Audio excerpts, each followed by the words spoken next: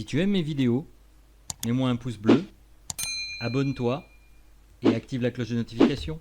Récupérer une toile ratée, eh bien c'est ce qu'on va voir aujourd'hui dans cette vidéo.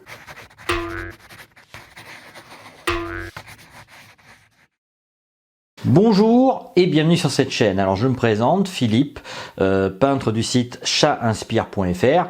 Donc c'est mon site web si vous souhaitez aller le voir. Je propose donc des thématiques liées à la peinture chaque semaine. Et si vous souhaitez me suivre, eh bien, je vous invite à vous abonner et à activer la cloche. Comme ça, eh bien, vous manquerez aucune de mes vidéos qui ont trait à la créativité en général. Donc je peux parler de peinture à l'huile, je peux parler d'acrylique, je peux parler même de peinture en caustique à chaud, voire même de dessin ou d'illustration. En fait, j'évoque tous les sujets de la créativité en général.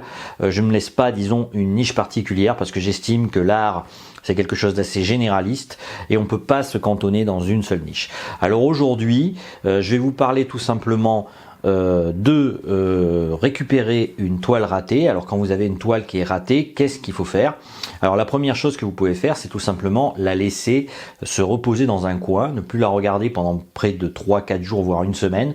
Moi je pense qu'il faut quand même un long temps avant de pouvoir décider si la toile est ratée ou pas, la montrer éventuellement à vos amis, leur demander ce qu'ils en pensent, pourquoi tel ou tel élément est raté, pourquoi vous avez loupé ça, et en faire une réflexion assez longue. Moi je vois par exemple récemment, là je viens de recouvrir une toile, donc je vais repartir à zéro avec, mais je l'ai laissé décanter assez longtemps avant de m'y remettre. Je vais peut-être faire même le sujet dessus, je sais pas encore, mais l'important en tout cas c'est de laisser déjà du temps passer avant même de penser à récupérer votre toile.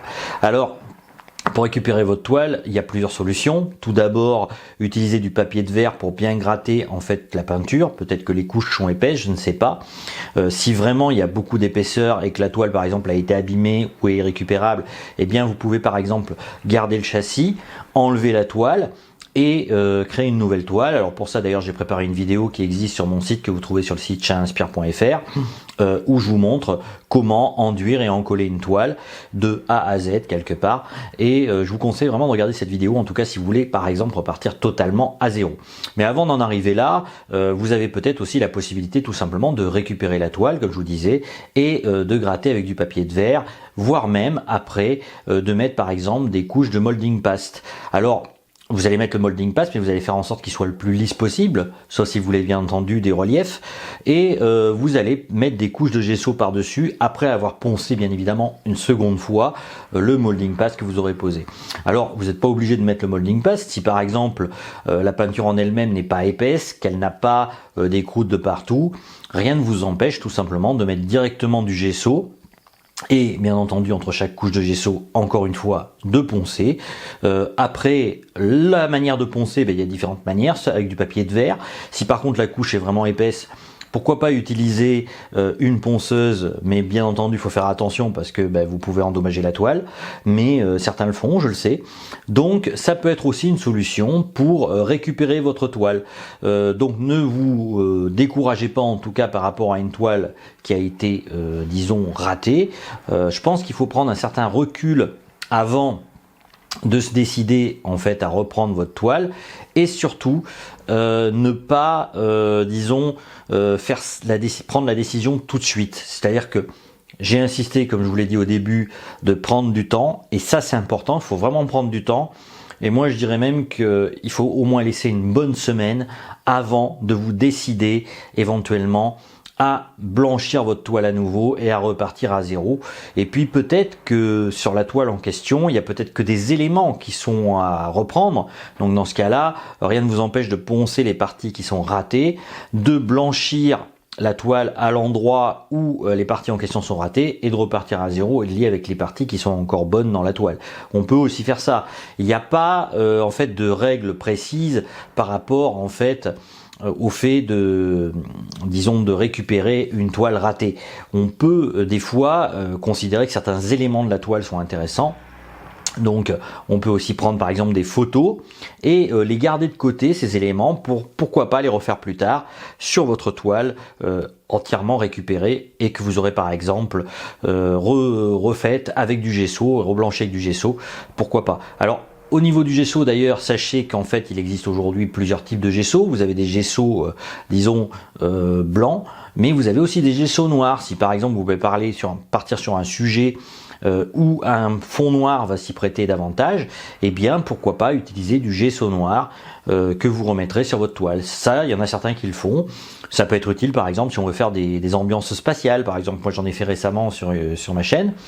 Et avoir un fond noir au départ pour faire des sujets assez sympas, ça peut être une solution.